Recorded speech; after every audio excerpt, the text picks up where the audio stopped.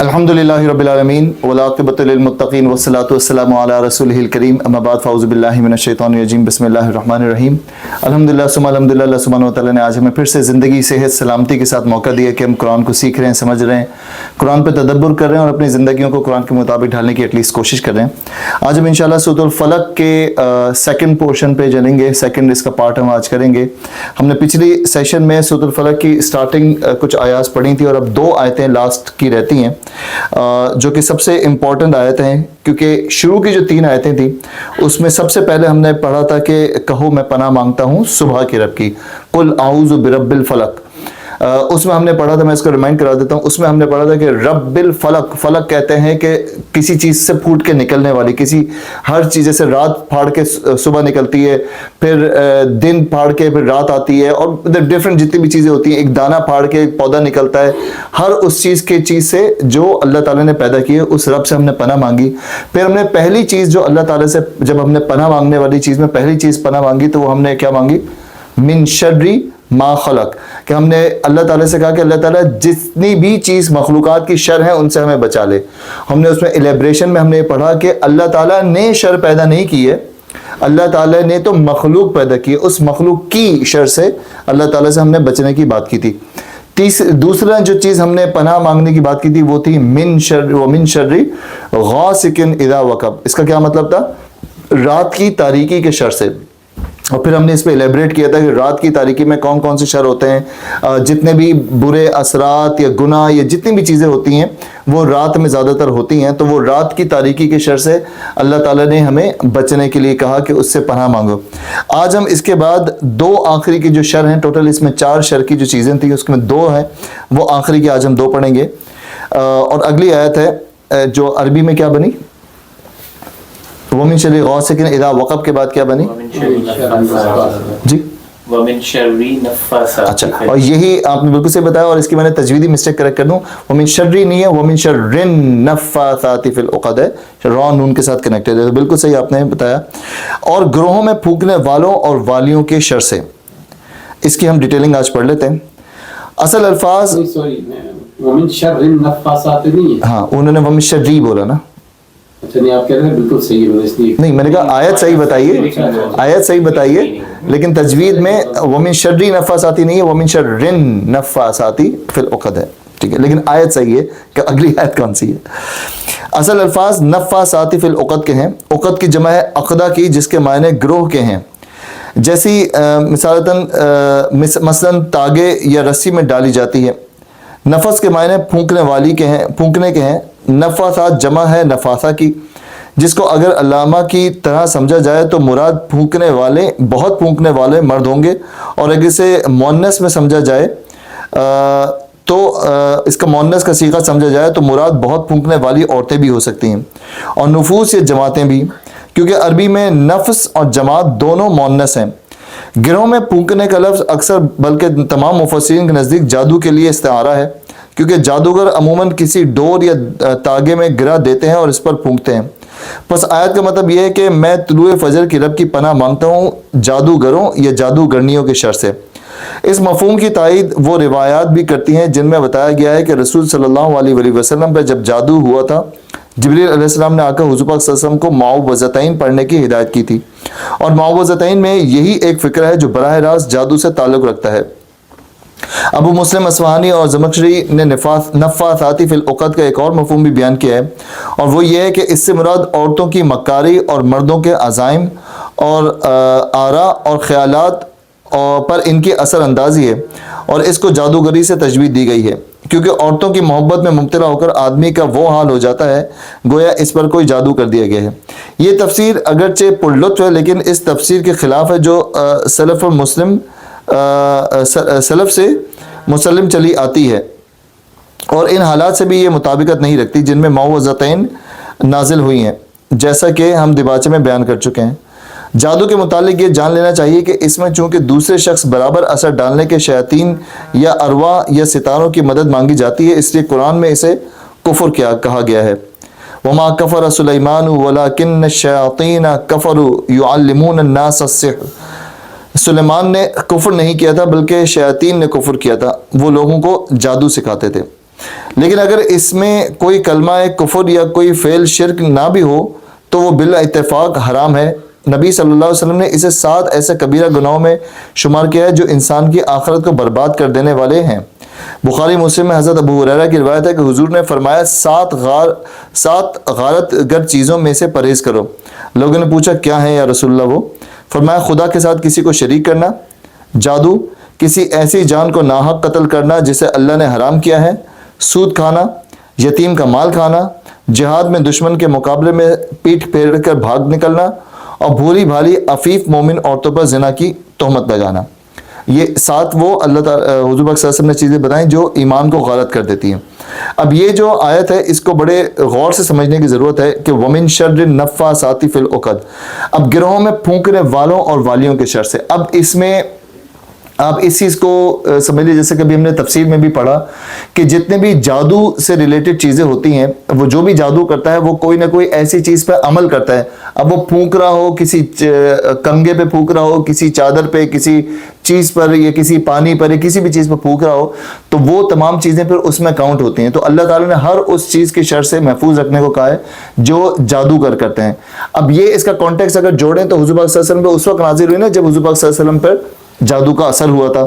تو جادو کے اثر سے بچنے کے لیے پھر اللہ تعالیٰ نے کہا کہ پھونکنے والوں اور والیوں کے شر سے اللہ تعالیٰ نے پھر پناہ مانگنے کو کہا ہے۔ اچھا، اس سے ریلیٹڈ میں نے آپ کو، جب ہم آپ کے گھر پہ بیٹھے ہوئے تھے اور ہم سورۃ الناس پڑھ رہے تھے، میں آپ کو بتایا تھا کہ یہ پھونکنے والی میں نے کچھ چیزیں بتائی تھیں۔ پھونکنے کا آپ کو یاد ہے؟ میں نے پھونکنے سے ریلیٹڈ کچھ حدیثیں بتائی تھیں اور پھر میں نے گروپ میں بھیج بھی نہیں تھی۔ آپ نے کہا تھا کہ کھانے پینے کی اشیاء پہ پھونکنا نہیں سکتے۔ ہاں، حضور پاک صلی اللہ علیہ وسلم نے منع فرمایا کہ کسی بھی کھانے پینے کی چیز پر آپ پھونک نہیں سکتے۔ یہ وہ نہیں ہے جو آپ بچے کو ٹھنڈا کر کے دے رہے ہوتے ہیں، وہ سینس نہیں ہے۔ کسی بھی دم میں آپ کسی بھی کھانے پینے کی چیز پہ نہیں پھونک سکتے، اور اس کی بنا حدیث میرے خیال سے گروپ میں بھیج دی تھی، یا پتہ نہیں بھیج دی تھی میں نے، میرے خیال سے بھیج دی تھی میں نے، کہ آپ کسی بھی چیز پہ، جیسے نہیں پانی پہ پڑھ کے دم کر کے دے دیا، کھانے پہ دم کر کے دے دیا، یا پرانے زمانے میں وہ کھانے میں برکت کے لیے پورے پتیلوں پہ دم کیا جاتا تھا، دیگوں پہ دم کیا جاتا تھا، تو وہ نہیں کر سکتے۔ پھر یہ جو جادو سے ریلیٹڈ چیزیں ہیں، اس میں ایک چیز سمجھنے والی یہ ضروری ہے کہ جادو کی حقیقت کو ماننا جب تک ہماری زندگی میں نہیں آئے گا تب تک ہم پہ ایفیکٹ نہیں آئے گا۔ آپ کتنے لوگوں کو جانتے ہوں گے جو کہتے ہیں کہ جادو وادو بیکار چیز ہے؟ جانتے ہیں کسی کو ایسے؟ چلے پرسنلی نہیں جانتے ہوں گے، لیکن معاشرے میں بات تو ہے نا کہ ہاں بالکل بلیو نہیں کرتے جادو میں۔ نہیں، واقعی؟ اچھا، اچھے مسلمان بھی ہیں۔ یہ کیسے ہو سکتا ہے؟ بس وہ یہ بلیو کرتے ہیں کہ حضور صلی اللہ علیہ وسلم کے جادو ہوا اور اس دور میں تھا کوئی یہ وہ، لیکن جو آج کل کے دور میں جو بھی کہتا ہے نا کہ جادو ہے وہ سب ڈرامہ ہے، وہ کمپلیٹ قرآن کے اگینسٹ بات ہے۔ تو کیونکہ اگر اسی ایک آیت کو ابھی جس پہ ہم پڑھ رہے ہیں، تو گروہوں میں پھونکنے والوں والیوں سے کیا مراد لیں گے آپ؟ وہ کیا کر رہے ہیں؟ اگر آپ اف ناٹ جادو دین واٹ؟ نہیں، لیکن اس کی ایک دوسری ایکسٹریم بھی پاکستان میں بھی ہے نا کہ ہر بندہ یہ کہتا ہے کہ مطلب کسی کو تھوڑا سائیکولوجیکل بھی پرابلم ہے، اس پہ جادو ہے جی، پیر صاحب کے پاس لے جاؤ، وہ بھی تو I think کسی وجہ سے اس طرح کی لوگ ہیں۔ ان لوگوں کا وہ بتا دوں میں آپ کو، وہ یہ مانتے ہیں کہ ہاں جادو ہے اور وہ حضور صلی اللہ علیہ وسلم پہ بھی ہوا، ٹھیک ہے، اور ابھی بھی یہ کہیں پہ پایا جاتا ہوگا، لیکن ایک جادو کا ہونا بھی اور اس کا توڑ ہونا بھی دونوں ہی مشکل عمل ہے، مشکل اعمال میں سے ہیں، یعنی جو کہ دیکھیے تو بات چینج ہو گئی نا، یہ تو پھر بلیف ہو گیا نا، یہ تو پھر بلیف تو ہو گیا نا، وہ بلیو ہے، وہ بلیو ہے، لیکن وہ یہ کہتے ہیں یہ جو آج کل جتنے بھی کیسز عام ہے یار، زیادہ تر ہاں، مطلب شادی کے ڈرامے بازی زیادہ ہے، یہ حقیقت شادی میں، اور وہ جو رشتے وہ والے کرٹیکل رشتے ہیں ان میں ہی ہے نا، وہ کہتے ہیں یہ سب فراڈ ہے۔ محبوب قدموں میں نہیں ہوتا۔ ہاں وہ صحیح بات ہے۔ اچھا، محبوب قدموں والا نہیں ہے؟ اچھا اچھا اچھا، تو وہ عامل بنگالی کالا بابا کیا لکھا ہوتا تھا دیواروں پہ؟ ہاں، تو وہ لیکن پھر وہ ان کا بلیف تو ہے جادو پہ، لیکن ماڈریٹ جادو پہ یا پھر اس چیز پہ ہو سکتا ہے بلیو نہ ہو، اس کی جادو کی دیکھیں میرا خیال وہ کہتے ہیں کہ آج کل کی جادوگر جعلی ہیں۔ ہاں، جادوگر بھی جعلی ہیں اور ان کا توڑ کرنے والے اس سے بڑے جعلی ہیں جو زیادہ تر ہیں۔ کیونکہ دیکھیں جادو کے بارے میں تو پورا قرآن اس میں کئی جگہوں پہ بھرا ہوا ہے کہ حضور پاک صلی اللہ علیہ وسلم جب اس قرآن کو پڑھ کے سناتے تھے تو سامنے بیٹھے والے جو شخص ہوتے تھے وہ یہود اور نصارہ ہوتے تھے۔ نصارہ مطلب عیسائی بھی. اب انہوں نے انجیل اور تورات پڑھی ہوئی ہے, موسیٰ عیسیٰ کی اسٹوریاں سنی ہوئی ہیں, خاص طور پہ حضرت موسیٰ کی. تو حضرت موسیٰ کے سامنے بھی تو جادو ہوا تھا نا. کون تھے جادوگر سامنے موسیٰ کے؟ سامری. اور بھی تھے نا, کافی سارے تھے نا, اس کے سارے لوگ تھے جو محل میں کھڑے ہوئے تھے. وہ پورا واقعہ جو ہے, تو کیا حضرت موسیٰ نے جادو کیا تھا؟ حضرت موسیٰ نے جادو کیا تھا؟ نہیں, انہوں نے پھر اللہ تعالیٰ نے ان کو کہا تھا کہ بھائی ان کی نظر میں موسیٰ نے جادو کیا نا. ہاں ان کی نظر میں کیا. تو کیا موسیٰ نے جادو نہیں کیا؟ کیا موسیٰ سے کہا کہ عصا پھینکو, پھینکو. اللہ تعالیٰ کی جگہ اپنا عصا پھینکو, تو یہ تو ہے. ہاں, تو ایک نارمل, اب وہ تو ان کو وحی کے تھرو پتہ چل رہا تھا نا. ایک نارمل آدمی کی نظر میں وہ جادو کر رہے تھے کہ نہیں کر رہے تھے؟ لیکن جادو کے اوپر جادو کیا نا. لیکن وہ ان کے لیے معجزہ تھا, پیغمبر ہونے کے نام. ارے وہ تو ان کے لیے تھا نا, ایک نارمل. انہوں نے بھی تو یہی کہا تھا کہ تم ان سب کے سردار اور مجھے بیوقوف بنا رہے ہو. اس کو جادو ہی لگایا. جادو سمجھا. ہاں, تو دکھنے میں سب جادو تھے. تو اس لیے وہ جب سورۃ النور نہیں, سورۃ البقرہ میں جب آتا ہے نا بنی اسرائیل کا قصہ آتا ہے, تو اس میں بھی یہی آتا ہے کہ حضور پاک صلی اللہ علیہ وسلم جب یہود و نصارہ کو بتاتے تھے تو وہ فوراً کنیکٹ کر لیتے تھے کہ موسیٰ نے بھی, موسیٰ کے اوپر بھی جادو ہوا تھا. تو وہ اب موسیٰ کو وہ سب چیزیں سانپ بن کے نظر آ گئی نا, جو انہوں نے رسیاں پھینکی. جب جادوگروں نے رسیاں پھینکی تو موسیٰ کو وہ کیا دکھی؟ حضرت موسیٰ کو کیا دکھی؟ وہ سانپ دکھی. حضرت موسیٰ نے جب اپنا عصا پھینکا تو ان کو کیا دکھا؟ اژدہا دکھا, بڑا والا. پھر حضرت موسیٰ کو بھی اچھا, حضرت موسیٰ کو کیا دکھ رہا تھا یہ بتائیں؟ حضرت موسیٰ کو عصا ہی دکھ رہا تھا یا حضرت موسیٰ کو بھی اژدہا دکھ رہا تھا؟ ان کو بھی, کیونکہ اس کی کنیکٹیوٹی ہے کہ جب اللہ تعالیٰ نے کہا کہ اس کے منہ میں ہاتھ ڈال کے پکڑ لو, تو وہ اژدہا منہ کھولا ہوا تھا, تو اللہ تعالیٰ نے کہا کہ اس کو پکڑو. تو وہ حضرت موسیٰ ڈر رہے تھے نا کہ وہ ایک دم سانپ کے منہ میں ہاتھ, تو جب پکڑا تھا وہ عصا تھا. جب ایسے اس منہ میں ہاتھ ڈالا تو بیسیکلی وہ عصا تھا نا. لیکن وہ جادو کے اثر سے یہ ہو جائے, کیونکہ جادو پہ بات کریں گے تو پورا قرآن بھرا پڑا ہے جادو کے. تو برحق جادو حضور صلی اللہ علیہ وسلم پہ ہوا جادو, اور اس کے اثرات بھی ہیں. لیکن جادو پہ بلیو ہی نہ ہونا کسی کا, وہ پھر قرآن پہ نہ بلیو ہونے والی بات ہے. پھر تو آپ حضور صلی اللہ علیہ وسلم کی ان چیزوں پہ بھی بلیو چھوڑ دیں گے. ہاں, وہ جو انجم بھائی کہہ رہے ہیں کہ ڈرامہ جادو, جو ہر کوئی مجھے طبیعت خراب ہو گئی ہے یا مجھے کچھ ہو رہا ہے تو مجھے کسی نے جادو کیا, یہ سائیکولوجیکل پرابلمس کو جادو میں لیں گے تو وہ ایک اس کی ہے. اگلی آیت جو آ رہی ہے وہ اسی کا ایکسٹینشن ہے, اور اس میں ہماری پوری بات کمپلیٹ ہو جائے گی, جس پہ میں آپ کے سامنے کچھ حدیثیں بھی رکھوں گا اور باقی چیزیں پتہ چلیں گی. اب یہ گروہ میں پھونکنے والیوں کے شر سے اللہ تعالیٰ نے بچنے کو کہا ہے. تو اب میں اس سے ریلیٹڈ ایک کوشچن ہے, ہمارے اندر خود ایبلٹی ہے کہ ہم ان سے بچ جائیں. اگر ہم اللہ نہ کرے ہم پہ کوئی جادو کرنا چاہ رہا ہے تو ہم کیسے بچ سکتے ہیں اس سے خود سے؟ صورتیں پڑھ کے. ویسے ہمیں کیا پتہ چل سکتا ہے کوئی ہم پہ جادو کر رہا ہے؟ نہیں پتہ چل سکتا نا, آف کورس اندازہ. وہی تو آدھا پاکستان اندازوں پہ چل رہا ہے. میری نن نے کرایا ہوگا, پھپھو نے کرایا ہوگا. تو میرے کہنے کا مطلب ہے جب سلب پہ جادو ہوا تو وہ بھی تو بیسیکلی 100%, لیکن حضور پاک صلی اللہ علیہ وسلم کو پتہ تو نہیں چلا نا کس نے کیا, لیکن something unusual تھا, تو he was kind of worried نا. کیا پتہ نہیں چلا. پتہ تب چلا جب حضرت جبریل نے آ کے بتایا کہ اس کنویں پہ جاؤ, اس کنویں میں ایک کنگھی چھپی ہوئی ہے, وہ پورا پتلا نکلا, ساری چیزیں. پتہ کیسے چلایا جائے؟ نہیں پتہ چل, یہ میں بتانا ہی چاہ رہا ہوں کہ پتہ نہیں چل سکتا آپ کو. مطلب ہے کہ اگر آپ کو کچھ لگے تو اس طرح کے وظائف کرنے میں کوئی حرج نہیں. اچھا, اب پتہ نہیں کرنے چاہیے. نہیں, ویسے تو یہ تو معوذ ہے نا. ویسے بھی آپ کو دیکھیں پریونٹیو علاج ہے نا, آپ جیسے آپ نے ویکسین لگوا لی بچنے کے لیے کسی چیز سے, وہ تو بہت اچھی بات, ٹھیک ہے. تو پریونٹیو علاج تو یہ روزمرہ کے جو وہی اگلی بات میں وہی بتاؤں گا آج آپ کو کہ پریونٹیو علاج کے لیے تو بہت صحیح ہے, لیکن پتہ نہیں چل سکتا کہ آپ کو یہ کر کون رہا ہے. تو اسی لیے اللہ تعالیٰ سے آپ نے پناہ مانگنی ہے, ہر اس شخص سے, اس عورت سے, اس مرد سے جو کہ جادو کر رہا ہو. جو ایک اور کچھ مفسرین نے جو بیچ میں ایک اور مطلب لیا کہ عورت کے جادوگری کے شر سے, جو عورت کے آپ محبت میں محو ہو جاتے ہیں اور بالکل وہ چلے جاتے ہیں, اس کے اثر میں آ جائے, کہتے ہیں نا کہ محبت کے اثر میں آ گیا, یہ ایک ورڈ ہوتا ہے نا. تو یہ کچھ مفسرین نے اس کو بھی لیا ہے. اب واللہ عالم وہ کتنا صحیح ہے, لیکن وہ مولانا مودودی کہتے ہیں کہ وہ کنیکٹ نہیں ہو رہے اس سے کہ وہ عورت کی وہ والا اثر نہیں ہے, یہ بیسکلی ہے جادو والا ہی اثر ہے, وہ محبت کا اثر والی جو ہے وہ جب جیتے. اچھا, موجودہ دور میں کیا یہ پتہ کیا جا سکتا ہے کہ واقعی جادو ہے یا نہیں سائنٹیفکلی؟ Spiritually آپ یا spiritually اسپریچولی تو جو دم کرنے والے ہیں ان میں اگر اللہ تعالیٰ نے کوئی ایبلٹی دی بھی ہے تو صلاحیت یا ان کے ہو سکتا ہے. میں نے سنا ہے, میرا I don't have a full knowledge. وہ لفظ یوز ہوتا ہے نا, وہ بتاتے ہیں کہ آپ یہاں رکیہ, ہاں وغیرہ.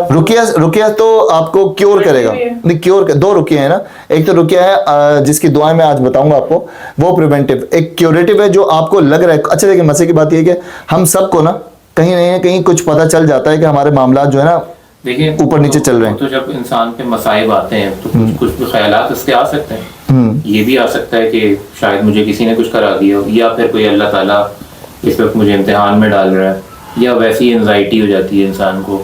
تو کچھ بھی چیزیں ہو سکتی ہیں اس کے ساتھ. لیکن یہ کہ وثوق کے ساتھ کہنا کہ کیا مجھے واقعی جادو ہوا ہے. اچھا پتہ ہے میں آپ کو بتاؤں وسیم بھائی, یہ پڑھنا بھی چاہیے یا بس استغفار اور یہ کرتا رہے انسان؟ میرے خیال سے یہ والی فیلنگ پتہ چل جاتی ہیں. کیا کہتے ہیں رضوان بھائی؟ میرے خیال سے آپ کو لگتا ہے کہ آپ کو تھوڑا سائیکولوجیکل, جس طرح اس ملک میں ہے, اب سردیوں میں اکثر آپ ڈپریس ہوئے ہوتے ہیں, اس کو شیطان ایکسپلائٹ کرے کہ تم پہ جادو ہوا ہے. خاص طور پہ فرض کریں جن کو اس چیز کی نالج ہو گئی ہے نا کہ جادو ہے اور اس کے بارے میں, جیسے ہم لوگ ہیں, تو شاید اگر اللہ نہ کرے کبھی کچھ ہو تو ہمیں خیال تو جائے گا. لنک کریں. دیکھیں, لیکن اس میں اللہ تعالیٰ نے قرآن میں دیکھیں ارشاد فرمایا کہ وَلَنَبْلُوَنَّكُمْ بِشَيْءٍ مِّنَ الْخَوْفِ وَالْجُوعِ وَنَقْصٍ مِّنَ الْأَمْوَالِ وَالْأَنفُسِ وَالثَّمَرَاتِ. ہم تمہیں ہر طریقے سے آزمائیں گے, ہم تمہیں خوف سے آزمائیں گے, بھوک سے آزمائیں گے, مال میں پریشانی کی اور کسی بھی طرح کی پریشانی سے آزمائیں گے تمہیں. تو ہو سکتا ہے وہ آزمائش بھی ہو. اور اسی کے بعد آتا ہے کہ قَالُوا إِنَّا لِلَّهِ الَّذِينَ إِذَا أَصَابَتْهُمْ مُصِيبَةٌ قَالُوا انا للہ و انا الیہ راجعون, کہ جب بھی کوئی ایسی مصیبت آ جائے تو فوراً بولو انا للہ و انا الیہ راجعون. لیکن ہمارے یہاں بولا جاتا ہے کسی کے مرنے پہ, مطلب اگر آپ کسی کو بولتے ہیں نا انا للہ و انا الیہ راجعون, تو سامنے والے سمجھے گا کہ کسی کی موت پہ ہی بول رہے ہیں. وہ کچھ گھومنے پہ آپ بالکل کہ جو اللہ تعالیٰ کی طرف تھی وہ اللہ تعالیٰ کی طرف لوٹ گئی دوبارہ. اور اس کی آخری آیت کیا بنتی ہے اس سورت کی؟ اس سورت کی آخری آیت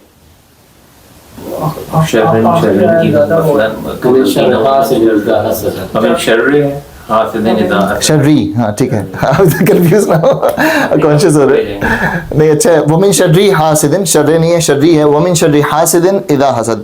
اور یہ ہے اس کا میکسیمم ساری چیزیں کہ اب حاسد اذا حسد کے مطلب کیا ہے, اور اس پہ پھر میں آپ کے ساتھ کچھ چیزیں شیئر کرتا ہوں.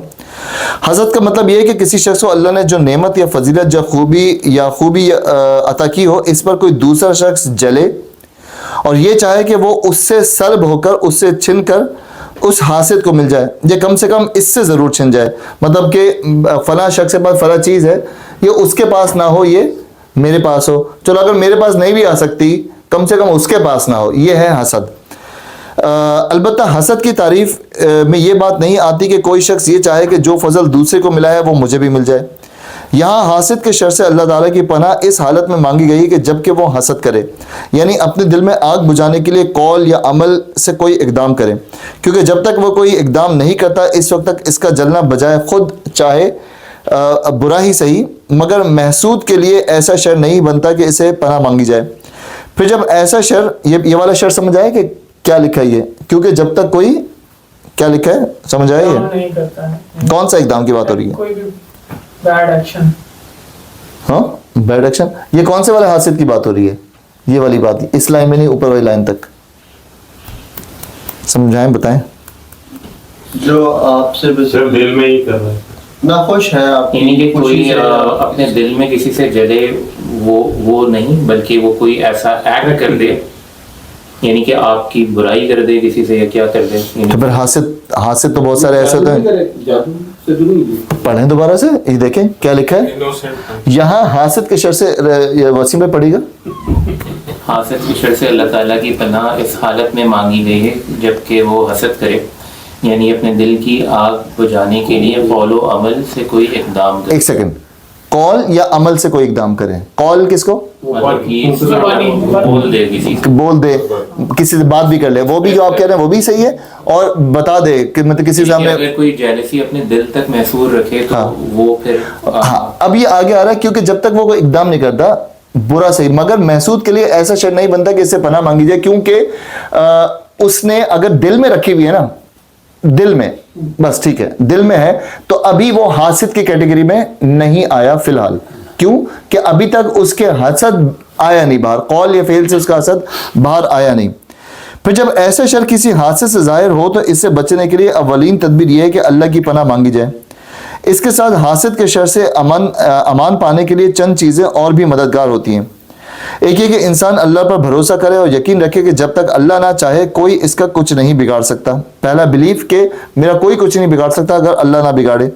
دوسرے یہ کہ حاسد کی باتوں پر صبر کرے, بے صبر ہو کر ایسی باتیں یا کاروائیاں نہ کرنے لگے جن سے وہ خود بھی اخلاقی طور پر حاسد کی سطح پر آ جائے. حاسد کیا باتیں کر سکتا ہے؟ حاسد ایک حاسد ہے, حاسد کی کیٹیگری سمجھ لی آپ نے. حاسد کو سمجھنے دوبارہ, حاسد وہ کہ کسی کی چیز سے جلے اور چاہے کہ اس کے پاس کیوں ہے میرے پاس کیوں نہیں ہے.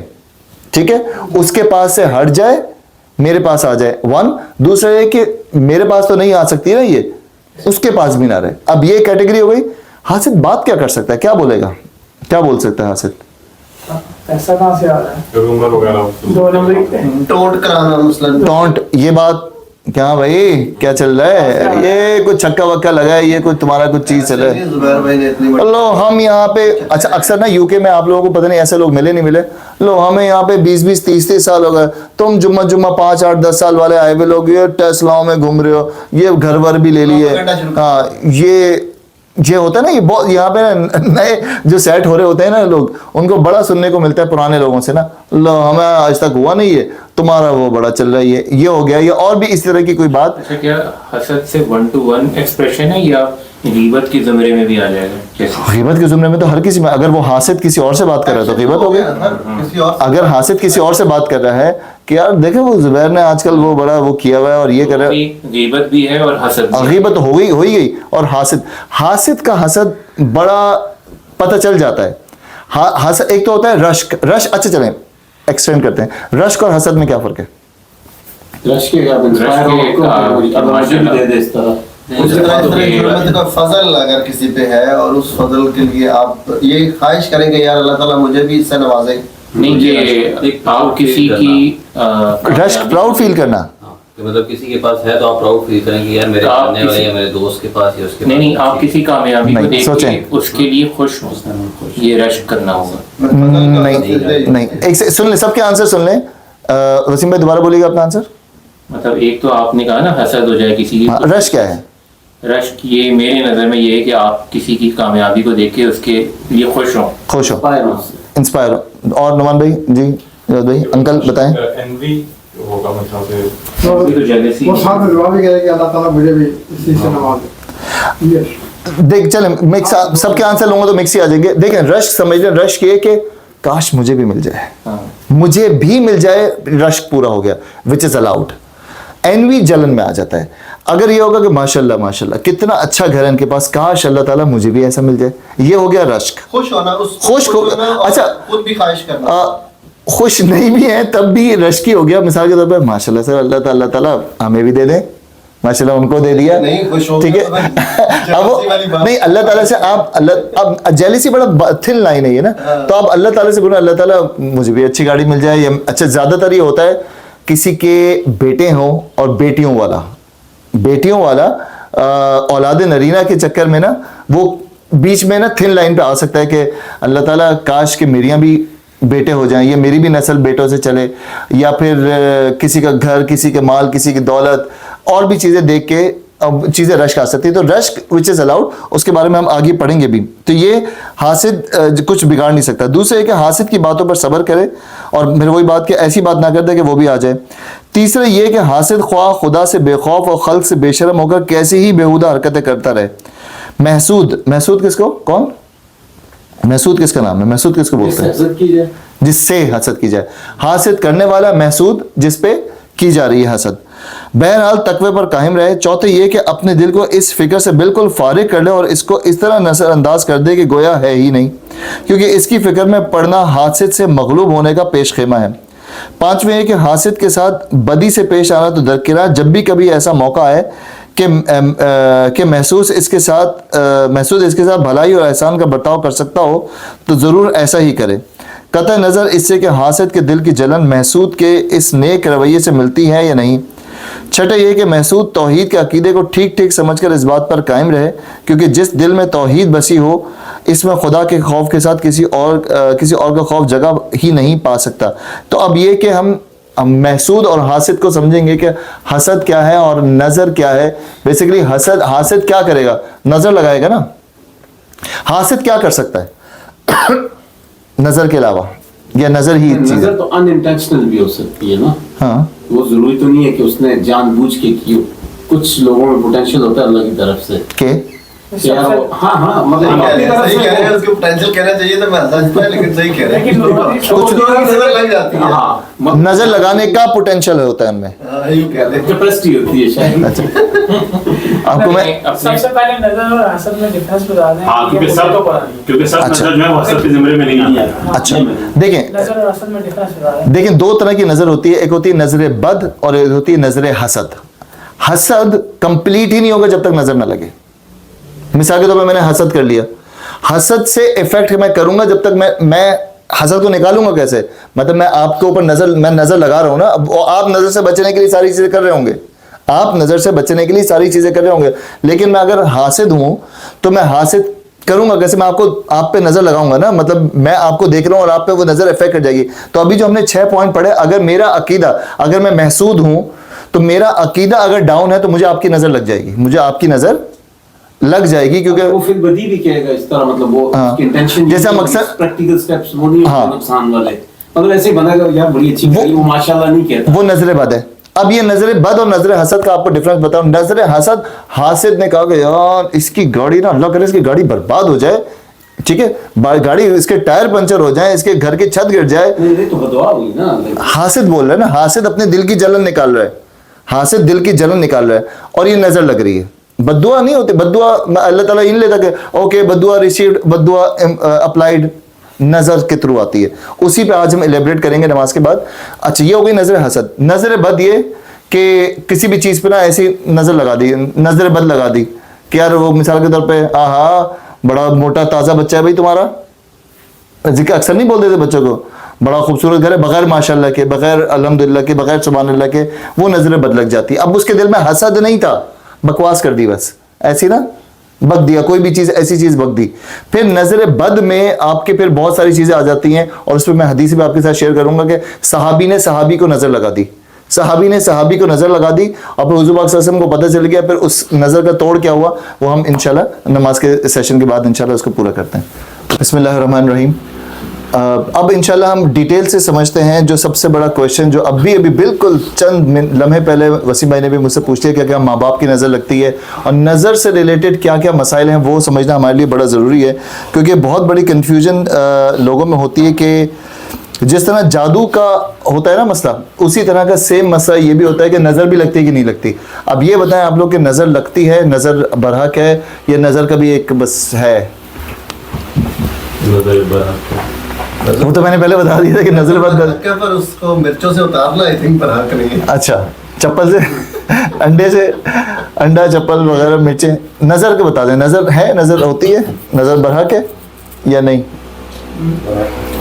बड़ी ग्रे एरिया मेरे लिए, आपके लिए ग्रे एरिया है। हाँ बिल्कुल बोले ऐसे, बिल्कुल, ताकि वही चीज मेरे लिए। और उस ग्रे एरिया में क्या लगता है आपको? वो वाली नजरें जो हमारे माशरे में आजकल डिस्कस होती हैं ना, वो तो मेरे लिए, मैं तो यकीन नहीं करता उनके ऊपर। जो बातें हमारी आम यूजुअली ज़्यादातर डिस्कस होती है, मुझे फलान नजर लगती है, मुझे फलान नजर लगती है, उसके ऊपर मेरा काफ़ी हद तक बिलीव नहीं होता मेरे से। जैसे जादू जो होता है तो वो तो कोई शयातीन किसी इंसान को जिसको जादू होता है उसको तंग करे होता है। तो जो नज़र में भी क्या कोई शयातीन आके जिस इंसान को नज़र लगी है जी उसको नुकसान पहुंचाते हैं या उसको तंग करते हैं या कुछ, क्या ऐसा मामला?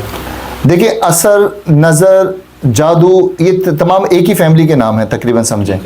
नज़र जो होती है ना वो लग जाती है और नज़र लगवाई भी जाती है। नज़र अनइंटेंशनली भी लग सकती है और नज़र इंटेंशनली भी लगवाई जा सकती है। हुज़ूर पाक सल्लल्लाहु अलैहि वसल्लम पर जो ये तो सूरतुल कलम की जहाँ पे एंडिंग हो रही है ना, تو وہاں پہ حضور پاک صلی اللہ علیہ وسلم کو بتایا گیا ہے کہ وہاں کے مشرکین جو تھے باقاعدہ نظر لگوانے والے، جو آپ کہہ رہے تھے نا بات، باقاعدہ ایسے لوگ ہائر کیے گئے تھے جو حضور پاک صلی اللہ علیہ وسلم پہ بیٹھ کے نظر لگائیں. تو حضور پاک صلی اللہ علیہ وسلم جب قرآن پڑھ رہے تھے تو قرآن پڑھتے ہوئے حضور پاک صلی اللہ علیہ وسلم پہ باقاعدہ نظر لگانے والے بٹھائے گئے، اور تاکہ حضور پاک صلی اللہ علیہ وسلم پہ نظر لگے. تو حضور پاک صلی اللہ علیہ وسلم پہ سورۃ القلم کی آخری آیتیں آئیں کہ آپ پہ یہ لوگ بیٹھ کے نظر لگاتے ہیں، آپ صرف اپنا کام کریں کہ آپ قرآن پڑھتے رہیں، جو آپ ذکر للعالمین آپ کر رہے ہیں، قرآن پڑھ رہے ہیں، وہ پڑھتے رہیں. تو یہ سب سے پہلے یہ سمجھنے کہ جو ابھی ہم نے حاسد اذا حسد پڑھا ہے، حاسد کو آئیڈینٹیفائی کرنا بڑا ضروری ہے. 1. دوسرا، کیا ہم کبھی حسد کی کیٹیگری میں جا سکتے ہیں، چلے جاتے ہیں؟ یہ جا سکتا ہے کوئی انسان اننوئنگلی؟ اچھا، باقاعدہ پلان کر کے نہیں، اننوئنگلی جا سکتے ہیں. حاسد کی کیٹیگری میں جا سکتے ہیں؟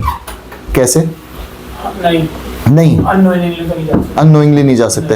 اننوئنگلی جا سکتے؟ میرا اسپیسیفک سوال ہے، اننوئنگلی کہہ رہا ہوں، کیا اننوئنگلی ہم حاسد کی کیٹیگری میں جا سکتے ہیں؟ اننوئنگلی 4 دفعہ ریپیٹ کیا. جا سکتے ہیں. نہیں، آپ بتائیں کیوں، کیسے نہیں؟ سوال اسپیسیفک ہے. اس اننوئنگلی، ان انٹینشنلی جا سکتے ہیں اگر اس کو اس چیز کا احساس نہ ہو کہ جو میں کر رہا ہوں وہ حسد ہے. ہاں، مطلب یہ گرے ایریا آپ نے نکال دیا نا کہ اگر اس کو پتہ ہی نہیں. راشد بھائی آپ نے بھی نو کیا تھا. اوپر پڑھا میں کہ قول و عمل، جب اگر آپ نہیں، ایک شخص قول اور عمل کر رہا ہے، خود بیوقوف ہے تو غلط بات ہے، لیکن دیکھیں ایک بڑی عام مثال ہے کہ اکثریت جو ہے ہمارے معاشرے میں غیبت بہت زیادہ ہوتی ہے. پھر کوئی کہتا ہے کہ بھائی مت کہو یہ غیبت ہو رہی ہے، پھر وہ کہتا ہے پھر کسی اور محفل میں بھی، یعنی کیا کہتے ہیں، وہ جان کے نہیں لیکن پھر بھی کسی اور شخص کی ایسی بات کر دی جائے جو اس کو پسند نہ ہو اگر وہ محفل میں ہو. یہ اسد بھائی کیا کہیں گے؟ آپ چھپے ہوئے ہیں آج. اسد بھائی آپ تھوڑا سا آگے آ جائیں.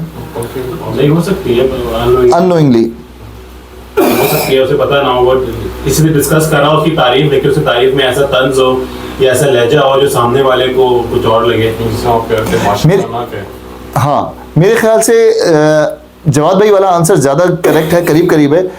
کر رہا ہے لیکن اس کو پتہ نہیں کہ یہ ہو گیا. مثال کے طور پہ آپ نے یہی ساری چیزیں کال و فیل میں کر دیں، آپ نے برباد ہو جائے یار اس کا، تو اس کے پاس پتہ نہیں ان لوگوں کے پاس کیسا آ گیا، اس کے پاس یہ نہیں چاہتا، وہ مطلب فلاں شخص جو ہے وہ اس قابل ہی نہیں ہے کہ اس کے پاس یہ چیز ہو.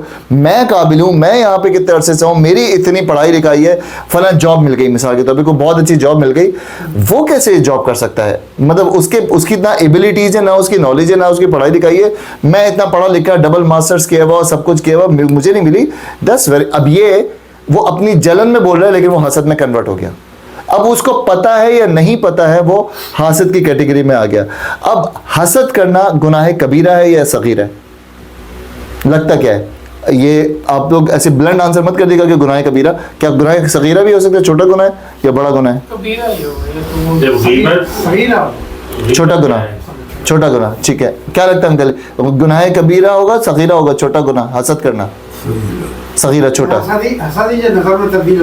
ہاں بالکل ایسا ہی ہے. ہاں جی اسد بھائی، آپ کسی غیبت کر رہے ہیں تو اس کا حکم تھا کہ جیسے کہ آپ اس کا گوشت کھا رہے ہیں، ہاں تو وہ صغیرہ تو نہ ہوئی، وہ کبیرہ ہی ہوئی. اور غیبت تو ہے گناہ کبیرہ. حسد بھی اسی قسم میں آتی ہے کہ آپ کسی کی حسد کر رہے ہیں تو الٹیمیٹلی وہ غیبت بھی ہوتی ہے. وہ بھی بالکل 100%، اور بلکہ تھوڑا سا ایکسٹرا ورژن ہے یہ تو آپ اس کی برائی بھی چاہ رہے ہیں نا. غیبت میں تو آپ نے کسی کے بارے میں ڈسکس کر لیا، ٹھیک ہے، برے الفاظوں میں، کیسے بھی الفاظوں میں.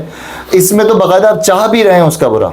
جب آپ پناہ مانگ رہے ہیں اس بندے سے تو صغیرہ کی تو آپ پناہ نہیں مانگتے. یہ بالکل یاد رکھیں، یہ بڑے جو گناہ ہیں نا، بڑے والے، ان کی بڑے اگر 10 کاؤنٹ کر لینا بڑے گناہ کے، ان میں سے ایک حسد کرنا. کیونکہ اس کا سیدھا سا بیسک نا معصومانہ اندازہ ہی لگائیں کہ سورۃ الفلق میں اللہ تعالیٰ نے تمام گناہوں میں سے 4 باہر نکالے. 4 نکالے نا، صرف 4 میں سے ایک یہ بھی ہے. تو کیا چھوٹے گناہ کو باہر نکالتے کہ اللہ تعالیٰ؟ صرف 4 ہی تو باہر نکالے. 4 کیا نکالے؟ 4 کیا نکالے سورۃ الفلق میں؟ 4 کیا نکالے؟ جادو،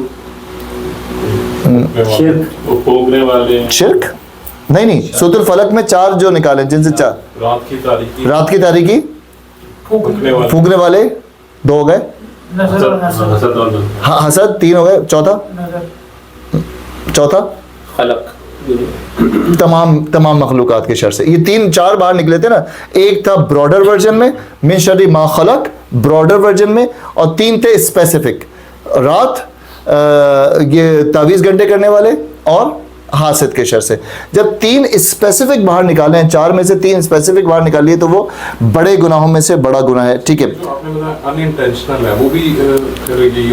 یہی ہو گیا, اس کی نالج کی کمی ہے, اس کو کیوں نہیں ہے نالج, لیکن اگر وہ یہ ایڈ کر رہا ہے تو وہ کیونکہ اس میں حاسد جو کرے گا نا, حاسد سامنے والے کا برا بھی چاہے گا, ورنہ وہ حسد نہیں ہو سکتا نا. حسد کی کیٹیگری سمجھ لیں, حسد اس کے پاس کیوں ہے اور میرے پاس کیوں نہیں ہے, اس کے پاس سے چلا جائے اور میرے پاس آ جائے, یا اگر میرے پاس نہیں ہے تو اس کے پاس بھی نہیں ہونا چاہیے. تو دونوں سچویشن میں اس کے پاس تو نہیں ہو, دونوں سچویشن 1 میں اس کے پاس نہ ہو, میرے پاس آ جائے. مثال کے طور پہ اس نے اتنا بڑا گھر لے لیا, اب اگر میں یہ حسد کروں کہ میرے پاس بھی آ جائے, تو مجھے پتا ہے میری ایبلٹی نہیں ہے بھائی ابھی اتنے بڑا گھر کی مورگیج لینے کی, تو میرے پاس تو آ نہیں سکتا, اس کے پاس بھی نہ رہے. میرے پاس نہیں آ سکتا نا, تو اس کے پاس بھی نہ رہے. اگر اتنا ہی ہے کہ ان کے پاس ہے, ہمارے پاس نہیں ہے, اگر اتنا ہی ہے, اتنا اس میں ہوا کیا, ان کو کیسے ملتا ہے, ہمیں نہیں ملتا, ان کو کیسے ملتا ہے؟ ہاں حسد ہے نا, یہ ان کو بھی تو مل جاتا ہے, مطلب یہ حسد ہی ہے. اب اس میں یہ ہوگا کہ یار ان کے پاس سے بھی چلا جائے, یا ان سے وہ نہ ہو, وہ حسد ہو گیا, تو ان کے پاس بھی. اگر یہ صرف اس بندے نے, معصوم آدمی نے یہیں پہ روک دیا, ان کے پاس کیوں ہے میرے پاس کیوں نہیں ہے, تو یہ بھی پورا نہیں ہوا ہے, اس کو پورا کرنا پڑے گا.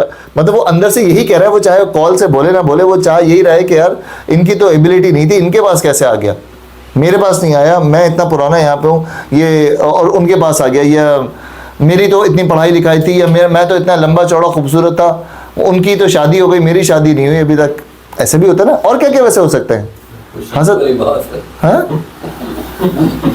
خوش ہونے والی بات نہیں ہو سکتا ہے بھائی, آپ نے لڈو کھا لیے, کسی نے لڈو نہیں کھائے ابھی تک, پوچھے نعمان بھائی سے, آپ کی شادی ہو گئی ہے؟ اچھا اچھا, کس کی نہیں ہوئی؟ حسد کے معاملے میں قول یا عمل فیل, جی, اس سے ثابت ہوتا ہے, تو پھر حسد حاسد بن جاتا ہے. بالکل, دل کی جلن میں نہیں ہے. ہاں دل میں ہو تو ہاں بالکل 100%. گناہ تو ہے, ہاں نہیں ہے, گناہ بھی نہیں ہے. میں تو سمجھتا ہوں گناہ ہے نہیں, کیونکہ وہ اللہ تعالیٰ نے ہمیں بتا دی, اندر اگر آپ حسد کر رہے ہیں گناہ نہیں ہوا. بری بات ہے. آپ دوسروں کے بارے میں اچھے خیالات کیوں نہیں رکھتے؟ اچھا, اللہ تعالیٰ نے اسی لیے, جی اس سے پہلے جو آیت کے اندر آیا ہے گلے پھونکنے والی بات, وہ اس وقت کے حالات کے مطابق تھا کہ لوگ ایسا کیا کرتے تھے. اس سے یہ ثابت نہیں ہوتا کہ قرآن پاک کی یہ آیت یہ ثابت نہیں کرتی کہ جادو جو ہے وہ ہو رہا ہے. مطلب جادو یہ لوگ کرتے ہیں, گلے ڈال کے پھونکے مارتے ہیں, تو وہ ایسا کرتے ہیں, لیکن ضروری نہیں کہ اس کا کوئی اثر بھی مرتب ہو. ہاں, اس آیت سے یہ بات ثابت نہیں ہوتی. اگر دیکھیں انکل, اس آیت سے اگر یہ بات ثابت نہیں ہوتی تو اللہ تعالیٰ اس کے شر سے, شر تبھی ہوتا ہے جب سامنے والے کا افیکٹ ہٹ جائے.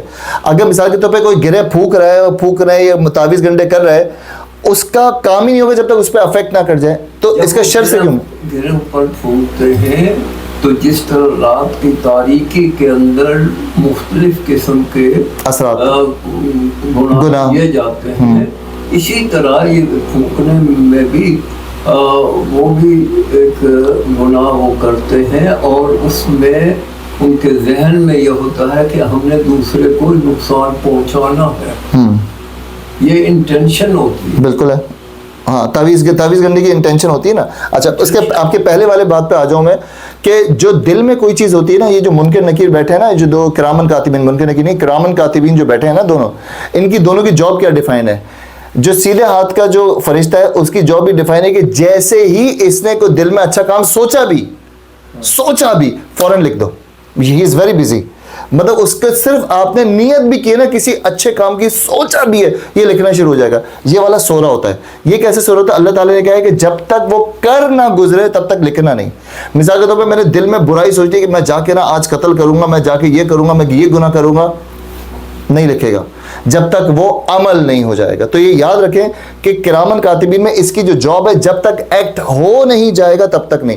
تو اگر کسی حاسد نے دل میں حسد رکھا ہے نا, ابھی وہ قول و فعل میں نہیں آیا, تو وہ حاسد کی کیٹیگری میں ابھی نہیں آیا. اس نے رکھو یار بس, ابھی وہ اس کا اور اللہ کا مسئلہ چل رہا ہے, وہ اپنے ہی اندر جلن لے کے بیٹھا ہوا ہے, دل کی جلن لیے بیٹھا ہوا ہے. جیسے ہی اس نے کسی کال کہیں پہ بھی بک دیا, کہیں پہ بھی کچھ کر دیا, وہ شروع ہو گیا اس کا. چاہے برا سوچ بھی لیا کہ یار اس کے پاس کیوں ہے, اس کے بعد سے بھی چلا جائے. ابھی اس کی نفس اور اللہ کا چل رہا ہے نا کنیکشن, ابھی تو اس کا اور اس کا چل رہا ہے. نظر کہتے ہیں لگی وہ پھر کیسے لگی؟ اچھا اب نظر پہ میں اب آ رہا ہوں بالکل نا. اب میں ابھی تو حسد سمجھا رہا ہوں. جیسے ہی اس نے بیگم سے ڈسکس کر لیا, ٹھیک ہے, جیسے ہی باہر نکل گیا حسد کیٹیگری, پورے حاسد کی کیٹیگری میں آ گیا. جب تک اندر چل رہا ہے, اندر تو وہ بہت ساری چیزیں چل رہی ہوتی ہے, جیسے ہم کہتے ہیں اندر بہت ساری چیزیں ہمارے حسد کے علاوہ وسوسے بھی شیطان ڈالتا ہے, سب کچھ. ہاں, وسوسے کا بھی کوئی گناہ نہیں ہے. ایون آپ یہ سوچیں کہ خواب میں جتنی چیزیں ہو جائیں اس کا بھی کوئی گناہ نہیں ہے. خواب کی چیزوں میں گناہ نہیں ہے. کیوں نہیں ہے؟ یہ حدیث ہے. حضور پاک صلی اللہ علیہ وسلم نے ارشاد فرمایا کہ 3 لوگوں میں سے اللہ تعالیٰ نے قلم اٹھا لیا ہے, اٹھا لیتا ہے. 3 لوگوں میں سے, 3 کیٹیگریز میں سے قلم مطلب گناہ ثواب جو ہے, گناہ ثواب رک جاتا ہے. کون 3؟ جلدی بتا دیں, میں ویسے بتا چکا ہوں آپ لوگوں کو کافی. مجذوب ایک ہو گیا, بچہ, ویری گڈ, صحیح بات, ماشاءاللہ کتنے چیمپئن لوگ بیٹھے ہیں. 3 کیٹیگری, جو شخص سو رہا ہو, جو شخص مجذوب ہے, اور تیسرا بچہ. ان 3 پہ سے اللہ تعالیٰ نے قلم اٹھا لیتا ہے. کیونکہ جب آپ سوتے ہیں تو سونے سے پہلے والی دعا بچوں کو کبھی آپ لوگوں نے یاد کرائی ہے؟ یہ بول کہہ رہے ہیں, سوچیں. اللہم بسمک, میں شروع کرتا ہوں اللہ کے نام سے جس نے موت دی, حیات دی. اموت و احیا, تو آپ جب سوتے ہیں تو وہ آپ کی موت ہے, ایک اسمالر ورژن آف موت ہے وہ. تبھی تو ہم اٹھ کے بولتے ہیں, اٹھ کے کیا بولتے ہیں, اٹھ کے اٹھنے کی دعا صبح بچوں.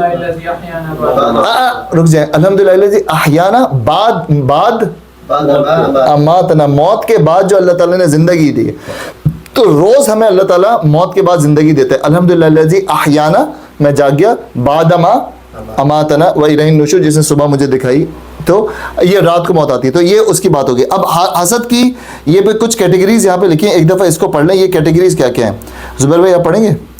ایک یہ کہ انسان سب سے اوپر, ایک یہ کہ انسان اللہ پر بھروسہ کرے اور یقین رکھے کہ جب تک اللہ نہ چاہے کوئی اس کا کچھ نہیں بگاڑ سکتا. سب سے پہلا یہ کہ آپ کو پتہ بھی چل گیا نا کہ فلاں بندہ آپ سے بڑا جلتا ہے, اس نے قول فیل دونوں دکھا دیے, قول اور فیل دونوں دکھا دیے. تو اب آپ کو ڈپریشن میں نہیں آنا ہے, او ہو اس نے مجھ پہ نظر لگا دی, اس نے میرے لیے بات کر دی, اب تو میرے ساتھ کچھ نہ کچھ برا ہو ہی جائے گا, یہ نہیں وسوسے والا. تو سب سے پہلے تو اللہ پہ یقین رکھے کہ بھائی جب تک اللہ نہیں چاہے گا نا, میرا کوئی کچھ نہیں بگاڑ سکتا. نمبر 2, دوسرے یہ کہ حاسد کی باتوں پر صبر کرے, بے صبر ہو کر ایسی باتیں یا کاروائیاں نہ کرنے لگے جن سے وہ خود بھی اخلاقی طور پر حاسد ہی کی سطح پر آئے. ایگزامپل دے دیں. یہ واپسی پہ تعویذ کرنا, مطلب کسی نے آگے کہا تم دوست نے کی ہوئے, آپ بھی کسی ایسا. یہ تو ہارڈر ورژن ہو گیا. چھوٹا والا ورژن بتائیں. یہ ہے کہ اس پہ تو یہ ملا ہے نا, اس کو کہا نہیں, ایک مثال کے طور پہ حاسد یہ ہو بات کہ حاسد کی باتوں پر صبر کرے. ایک حاسد آپ کے سامنے باتیں کر رہے ہیں نا, آپ نے بولے اور تیرے پاس کیا ہے پھر, ہے تو نے کیا پڑھا بھائی. آپ نے اندر سے نا اپنا بھی نا فل, وہ ہم کراچی سے کہتے ہیں اپنا بھینڈی نکالی آپ نے, بالکل نا آپ اندر سے تم اپنے بھی نکل آئے, تیرے پاس بھی تو کچھ نہیں تھا, تو بھی تو یہ وہ. اب آپ نے بھی اتنا ہی میلا پن آپ نے لیا ہے جتنا وہ میلا تھا. تو وہ بھی پھر آپ صبر کریں, اس کو بولنے دیں, وہ جو بول رہا ہے بولنے دیں. آپ کو تو اللہ تعالیٰ, آپ اس پہ اللہ تعالیٰ کا وہ شکر ادا کریں کہ آپ کے پاس کوئی چیز ایسی ہے جس پہ سامنے والا حسد کرے. مثال کے طور پہ آپ کی خوبصورتی پہ کوئی حسد کرے, ٹھیک ہے, ہاں کر رہے آپ کی خوبصورتی پہ کوئی حسد کرے تو کتنے آپ کو خوش ہونا چاہیے کہ آپ کو اللہ تعالیٰ نے خوبصورتی دی ہے. اگلی کیا ہے, پھر موزتین بھی بڑھ رہی تھی. تیسرے یہ کہ حاسد خدا سے بے خوف اور خلق سے بے شرم ہو کر کیسی ہی بیہودہ حرکتیں کرتا رہے, محسود بہرحال تقوی پر قائم رہے. اب وہ جو کچھ کرتا رہے, آپ اپنا سیدھا سیدھا کام رکھیں, آپ اپنا نماز روزہ زکوٰۃ کریں.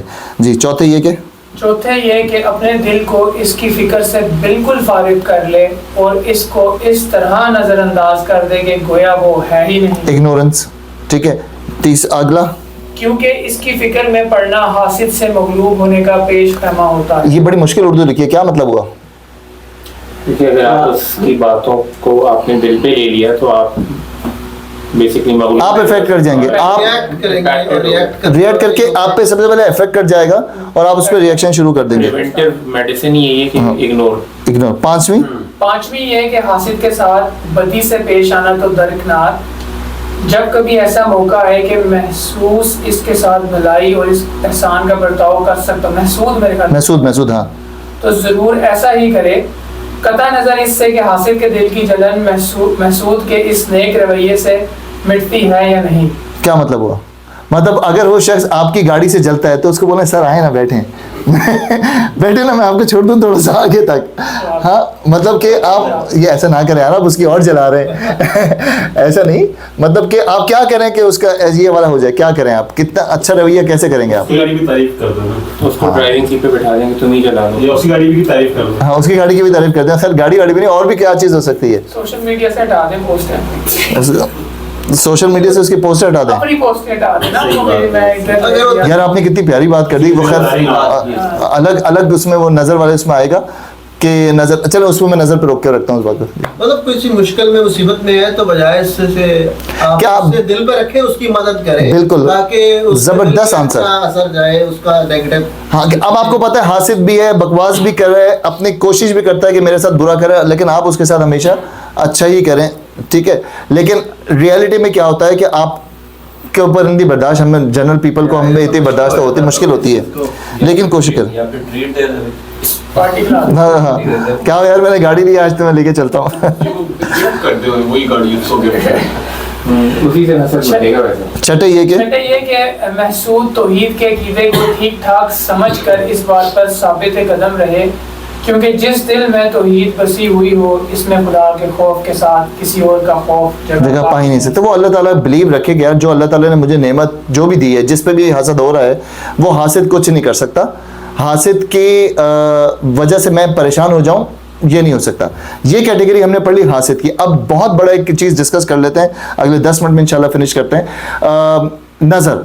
اب حسد کا جو ڈور ہوگا آپ تک پہنچنے کا، وہ نظر لگا سکتا ہے. اب میں نے شروع میں آپ سے سوال کیا تھا کہ کیا نظر برحق ہے کہ نہیں ہے، تو یہ یاد رکھ لیں کہ نظر بد اور نظر حسد، ان میں سب سے زیادہ ڈینجرس کیا ہے؟ ان میں نظر حسد بہت ڈینجرس ہے. نظر حسد کے مطلب وہ آپ کے اوپر اتنا افیکٹ کر رہا ہے کیونکہ آپ نے ان 6 ڈور اپنے کھلے رکھے ہیں، آپ افیکٹ بھی ہو رہے ہیں اس کی بات سے، آپ بھی اس کی بات کو فیل بھی کر رہے ہیں. تو اس میں حضور پاک صلی اللہ علیہ وسلم کی کچھ احادیث میں نے آپ کے لیے نکال کے رکھی ہیں، وہ میں آپ کے ساتھ شیئر کرتا ہوں. اور یہ ان احادیث سے آپ کو بڑا زبردست پتہ چلے گا کہ اللہ تعالیٰ نے، یہ میرے پاس فولڈر بنے ہوتے ہیں ساری چیزوں کے، تو اس میں سے میں آپ کو بتاتا ہوں. نبی کریم صلی اللہ علیہ وسلم نے ان کے گھر میں ایک لڑکی دیکھی جس کے چہرے پر نظر بد لگنے کی وجہ سے کالے دھبے پڑ گئے تھے. حضرت نے فرمایا کہ اس پر دم کرا دو کیونکہ اسے نظر بد لگ گئی ہے. اور عقیل نے کہا کہ ان سے زہری نے انہیں، پھر وہ اس کا روایت چل رہی ہے. حضور پاک صلی اللہ علیہ وسلم کے پاس ایک لڑکی آئی، ایک اور روایت میں اس کے ملتا ہے کہ اس کا رنگ پیلا پڑ گیا تھا، اور دوسری اس روایت میں ملتا ہے کہ اس کے آنکھوں کے نیچے نہیں وہ کالے دھبے پڑ جاتے ہیں. تو حضور پاک صلی اللہ علیہ وسلم نے دیکھ کے بتا دیا کہ اس پر نظر لگ گئی ہے. سب سے پہلے اس حدیث سے آپ کو کیا بتا ہے کہ نظر لگتی ہے، باقاعدہ نظر سے بھاگ نہیں سکتے، نظر لگتی ہے، نظر لگ گئی ہے، اس پہ دم کراؤ. تو 2 چیزیں اس میں سے کیا کلیئر ہوئی اس حدیث سے؟ نظر بھی لگتی ہے اور دوسرا دم بھی ہوتا ہے، دم کرانا ہوتا ہے. بریکٹ میں لکھا ہوا ہے نظر لگ گئی ہے، وہ حدیث کے ہاں چہرے پر کالے ڈیلے پڑ گئے ہیں. حضرت فرمایا کہ اس کا دم کرا دو. دم کس چیز کا؟ نظر کے تو دم ہوگا نا، اس کا دم کرا دو. تو دم یہی ہے آپ کی نظر کے نہیں، نظر کا ہی ہوتا ہے نا، جادو پہ تو پھر پورا وہ افیکٹ پورا ڈفرنٹ ہو جاتا ہے نا. اگلی حدیث سے اور کلیئر ہوگا. یہ جو دم ہوگا وہ یہی صورتیں دم آگے آ رہے ہیں، اسی پورے پیکج میں آپ کو دم بتاتا ہوں میں. اچھا حضرت عوف بن مالک اشجعی رضی اللہ عنہ نے روایت کیا ہے کہ ہم زمانہ جاہلیت میں دم کیا کرتے تھے. انکل آپ کے ساتھ اس کا میرا ڈسکشن ہوا تھا رضوان بھائی کے گھر میں، وہی آپ ذہن میں دوبارہ لائیے گا. ہم نے عرض کیا اللہ کے رسول اس کے بارے میں آپ کا کیا خیال ہے؟ تو آپ صلی اللہ علیہ وسلم نے فرمایا کہ اپنے دم کے کلمات میرے سامنے پیش کرو، دم میں کوئی حرج نہیں جب تک کہ اس میں شرک نہ ہو. اب اس میں ہم نے بڑا ایک لمبا ڈسکشن کیا تھا کہ دم کرانا یا دم کرنا بالکل الاؤڈ ہے، اگر تو ایون کہ وہ قرآن اور حدیث نہ بھی ہو. تو اگر وہ قرآنی آیات اور حدیث نہیں بھی ہے اور کوئی ایسے کلمات ہیں جن کا کوئی شرک سے لینا دینا نہیں ہے، شرکیہ کلمات نہیں ہے، تو حضور پاک صلی اللہ علیہ وسلم نے اس کو الاؤ کیا. اب وہ کچھ بھی ہو سکتے ہیں، اب وہ کوئی بھی کلمات ہو سکتے ہیں، کوئی بھی بات ہو سکتی ہے کہ اے کالے جن تو بھاگ جا، یہ 7 دفعہ بولو اے کالے جن تو بھاگ جا، وہ بھاگ جائے گا.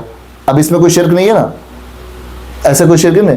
مطلب کوئی بھی ایسے کلمات جو حضور پاک صلی اللہ علیہ وسلم کے پاس جب صحابہ نے کہا کہ ہم ایسے کلمات کچھ پڑھتے تھے جس سے چیزیں ہو جاتی ہیں, حضور پاک صلی اللہ علیہ وسلم نے کہا پہلے مجھے بتاؤ کون سے, اگر اس میں کوئی شرک نہیں ہے تو اس کو تم کنٹینیو کر سکتے ہو. تو یہ اگر کوئی ایسی چیز ہے تو اس کو کنٹینیو, کوئی بھی ٹوٹکا بھی اگر ہو تو اس کو کیا جا سکتا ہے. اگر ایسا کوئی دم جو قرآنی آیات, آپ کو پتہ ہے کہ فلاں آیت پڑھنے سے فلاں ہو گیا, تو آپ یہ ریفرنس مانگنا شروع کر دیں کہ یار فلاں آیت پڑھنے سے, سورہ رحمان پڑھنے سے دل کا مریض صحیح ہو جاتا ہے. اور وہ بھی کسی نے کہا کہ جی قاری سدیس کا سورہ رحمان کی جو ریکارڈنگ ہے اس سے دل کے مریض کی پلپیٹیشن جو ہے وہ کم ہوتی ہے. اگر ہے تو ٹھیک ہے, اگر کسی کا کچھ فائدہ ہو رہا ہے تو ٹھیک ہے, اس سے نہیں, وہ شرک ہو گیا مرچوں پہ, وہ شرکیہ نہ ہو. اب اس میں کیا بلیو ہوا کہ وہ مرچ جلانے سے میں صحیح ہوں گا, تو شرک ہو گیا نا, وہ مرچ کرے گی کام. اب جیسے کسی مریض کو ایڈوائز کی ہے کہ یہ پڑھنے والے ہیں کہ آپ یہ سورہ رحمان کی تلاوت کیا کریں اور میری کیسٹ لے لیں, آپ یہ سن لیا آپ نے, اس نے وہ پابندی لگا دی میری کیسٹ سن لی, کیا یہ صحیح ہے؟ سورہ رحمان تو کوئی بھی پڑھ سکتا ہے, کوئی بھی سنتا ہے. وہ اگر اپنے اس نے ویوز بڑھانے کے لیے کچھ پاپولر ہونے کے لیے کیا ہوگا تو وہ اللہ تعالیٰ اس کے دل کو جانتا ہے. وہ نہیں تھا, یہ ضرور تھا کہ لوگ میرے زیادہ پہنچے گا. اب اس کے اگر دل کے اندر کوئی نیت ہو کہ میری پاپولیرٹی ہو جائے تو وہ اللہ جانتا ہے بہتر. لیکن یہ اصل میں میرے خیال میں سر جو ڈپینڈ کرتا ہے جو اس کی ایک تو نیت دینے والے کی ہے نا, ایک جو اس پہ عمل کر رہا ہے انکل, اگر اس کے ذہن میں یہ تھوڑا سا بھی آ رہا ہے کہ اس کی آواز سن رہا ہوں, اس بندے کی آواز کی وجہ سے ایسا ہو رہا ہے تو وہ شرک ہو گیا. اگر وہی سمجھ رہا ہے کہ اللہ کے کلام کی وجہ سے مجھے بہتری ہو رہی ہے تو وہ ٹھیک, تو وہ بہت باریک لائن ہے. ابو معاویہ نے, اور پھر یہ ایک حضرت ابو سفیان سے انہوں نے حضرت جابر سے روایت نقل کی ہے کہ حضور پاک صلی اللہ علیہ وسلم نے دم کرنے سے منع فرما دیا تو عمرو بن حزم کا خاندان رسول صلی اللہ علیہ وسلم کی خدمت میں حاضر ہوا اور اس کی کہ اللہ کے رسول, ہمارے پاس دم کرنے کا ایک کلمہ تھا, ہم اسے بچھو کے ڈسے ہوئے کو دم کرتے تھے اور آپ نے دم کرنے سے منع فرما دیا. تو حضرت جابر بن عبداللہ نے کہا کہ تو انہوں نے وہ پیش کیا تو آپ صلی اللہ علیہ وسلم نے کہا کہ میں اس میں کوئی حرج نہیں سمجھتا, تم میں سے جو کوئی بھی اپنے بھائی کو فائدہ پہنچا سکتا ہو وہ ضرور اسے فائدہ پہنچائے. صحابہ کرام کی ایک جماعت آئی کہ یا رسول اللہ ہمارے پاس جب بھی کوئی بچھو کاٹ جاتا تھا تو ہمارے پاس کچھ کلمات تھے جن کو پڑھنے سے بچھو کا دم جو ہے وہ نکل جاتا تھا, اور آپ نے دم کرنے سے منع کر دیا. تو حضور صلی اللہ علیہ وسلم نے کہا میں نے دم کرنے سے منع نہیں کیا, میں نے کہا شرکیہ دم کوئی بھی ہوگا وہ نہیں ہوگا, اپنے کلمات میرے سامنے پیش کرو, مجھے دکھاؤ کہ وہ کون سے دم ہے, اگر وہ دم صحیح ہے تو پھر اس میں کرنے میں کوئی مسئلہ نہیں. اور بعد میں بتا دیا کہ تم میں سے جو کوئی اپنے بھائی کو فائدہ پہنچا سکتا ہو وہ ضرور فائدہ پہنچائے. مطلب آپ کو کوئی چیز پتہ ہے, اب مثال کے طور پہ مجھے اچھی طریقے سے 2005 میں جب میں حج پہ گیا تھا اپنی والدہ کے ساتھ, تو اس وقت تو نالج بالکل, آپ پیچھے لے جائیں 21 سال پہلے نالج بہت کم تھی میری چیزوں پہ, صرف حافظ تھا میں اور ینگ لڑکا. تو امی نے کہا کہ بیٹا تم کہیں پہ بھی کھو جاؤ گے نا, میں پڑھوں گی فاللہ خیر حافظ وہو ارحم الراحمین, تم میرے سامنے آ جاؤ گے. میں نے کہا ہیں, تو امی نے کہا یہ جب بھی آیت پڑھتے ہیں نا فاللہ خیر حافظ وہو ارحم الراحمین, قرآن کی آیت ہے, تو تم آ جاؤ گے. تو امی کا اتنا عقیدہ ہو گیا تھا کہ وہ جہاں پڑھتی تھی میں کسی نہ کسی ڈور سے نکل کے سامنے آ جاتا تھا, دیکھا میں نے بیٹا پڑھنا شروع کی اور تم سامنے آ گئے. اب اگر کسی کا بلیف ہے ایسا کسی آیت سے, نو ایشو, نو ایشو بالکل. کچھ لوگ کہتے ہیں کہ سورہ یاسین کی آیت ہے وَجَعَلْنَا مِن بَيْنِ أَيْدِيهِمْ سَدًّا وَمِن خَلْفِهِمْ سَدًّا فَأَغْشَيْنَاهُمْ فَهُمْ لَا يُبْصِرُونَ, کہ جس کو پڑھنے سے آپ کے مشکل معاملات سارے حل ہو جاتے ہیں. اب کسی کا بلیف ہے اور ہو رہے ہیں, ویری گڈ. کتنے لوگوں کا بلیف ہے کہ سورہ واقعہ مغرب کے بعد پڑھیں تو آپ کے مال میں برکت ہوتی ہے. اب ان سب چیزوں کی کوئی حدیث نہیں ہے, لیکن سب الاؤڈ ہے. کیوں الاؤڈ ہے سب؟ وہ تو اس کی تو حدیث ہے نا پراپر, کہ ایک جمعے سے دوسرے جمعے تک کیے ہوئے تمام گناہ معاف ہو جاتے ہیں. لیکن ایسا کوئی دم یا ایسے کوئی چیز جو ہو رہا ہے کسی قرآن سے, اور اگر ثابت نہیں بھی ہے تو قرآن سے ہو رہا ہے, کوئی ایشو نہیں, کہ اس میں کوئی شرکیہ نہیں ہے. ان حدیث سے ہمیں پلی مل جاتی ہے کہ اس میں کوئی شرک نہیں, اللہ کا کلام پڑھا جا رہا ہے تو بالکل مل جاتی ہے. تو بہرحال ان میں اثر کیسے آتا ہے؟ جیسے یہ ایک حدیث ابھی سامنے ہے کہ ایسا کلام پڑھتے تھے کہ بچوں کی کاٹا اس سے ریمیڈی ہو رہی ہے, تو کوئی کرامات ہوتی تھی لوگوں کے پاس؟ ہاں, کوئی ٹوٹکا, کوئی بھی ایسی چیز, مطلب کسی بھی چیز سے ہو سکتا ہے نا فائدہ. جیسے ہم نے پیچھے ابھی اس میں نے ڈالی نہیں, حضور پاک صلی اللہ علیہ وسلم کے کچھ صحابہ نے سورہ فاتحہ پڑھ کے دم کیا تھا نا. جی, وہ بھی آپ نے سورہ فاتحہ پڑھ کے دم کیا تھا اور وہ بچھو کا کاٹا نکل گیا تھا, تو وہ بھی صحیح ہے بالکل. سورہ فاتحہ کا ہے, اس پہ یقین کامل ہے, اللہ تعالیٰ وہ کلام سن رہے ہیں اور ایک مسلمان ایک اس نیت سے پڑھ رہا ہے. لیکن یہاں تو ہم ایسی مثال بھی دیکھ رہے ہیں جو نہ قرآن ہو نہ حدیث ہو, سکتا ہے قرآن ہی ہو, اور ایسے کلمات ہیں اور جو ہے صحابہ آ کے بتا جس میں شرک مثال کے طور پہ دیکھیں کچھ بھی ہو سکتا ہے کہ کوئی ایسی سیکرٹ ریسیپی تھی لوگوں کے پاس ہو سکتا ہے، ہو سکتا ہے۔ نہیں ایسا نہیں ہے کہ ایک تو چلے قرآن پاک کا تو ہمارا اعتقاد ہے، ہمارا یقین ہے کہ اللہ تعالیٰ نے اس میں شفا کی، لیکن اگر آپ کی سوچ اتنی ہو جائے کہ یار یہ چیز مجھے تو کر تو اللہ ہی رہے نا، تو آپ کی باڈی ریئیکٹ کرتی ہے اس طرح، کر تو اللہ ہی رہے۔ مثال کے طور پہ ساری دعائیں ویسے تو پرانی دعائیں علماء کا اپنا وہ ہے، لیکن کچھ دعائیں ہیں جو قرآن میں نہیں ہے، بٹ we still یوز ان دعاؤں کو یوز کرتے ہیں، اس کا دیکھیں جس چیز میں بھی اس کا براڈر ورژن کھول دیں اپنے ذہن کو، جس چیز میں بھی شرک نہیں ہے، اس کسی بھی قسم کا ایسا ٹوٹکا یا ایسا کوئی بھی دم جس میں شرک نہیں ہے which is allowed۔ حضور پاک صلی اللہ علیہ وسلم نے صحابہ کو الاؤ کیا ان دونوں حدیثوں میں۔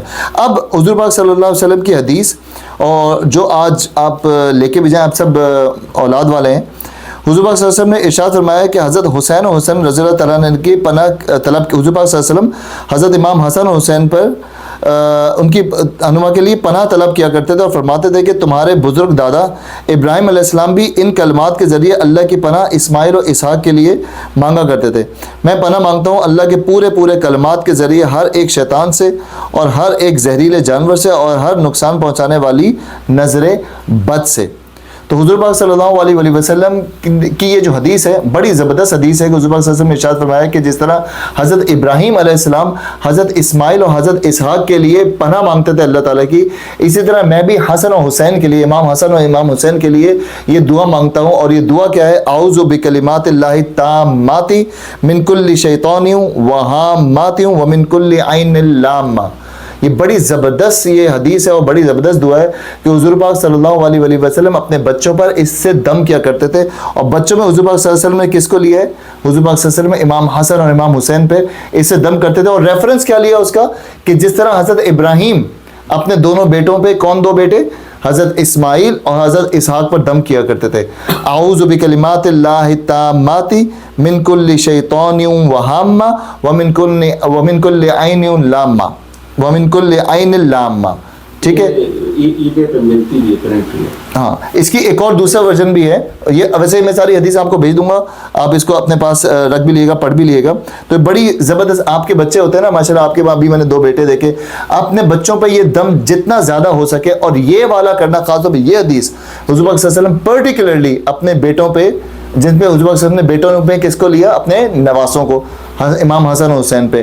تو اپنے بچوں پہ جتنی دفعہ ہو سکے دم کریں۔ جو ہماری نظر اکثر بچوں کو لگ جاتی ہے، بچے کبھی اچھا کھا رہے ہوں، اچھا پہن رہے ہوں، اچھے لگ رہے ہوں، تو ماں باپ کی نظر بھی لگ جاتی ہے، جو آپ نے سوال کیا تھا کہ ماں باپ کی نظر بھی لگ جاتی ہے۔ اب وہ نظر بد ہوتی ہے، اب وہ آپ نے برائی سے نہیں دیکھا، لیکن شیطان کی وہ ایسی نظر لگ گئی کہ بچہ بیمار ہو گیا۔ میں نے آپ کو اس میں حدیث سناؤں، حضور پاک صلی اللہ علیہ وسلم کے ایک صحابی تھے، میرے ذہن سے نام نکل رہا ہے، وہ پرانے زمانے میں جو نہارے ہوتے تھے تو تہمت باندھتے تھے، اور تہمت باندھ کے باہر نہانا شروع کر دیتے تھے۔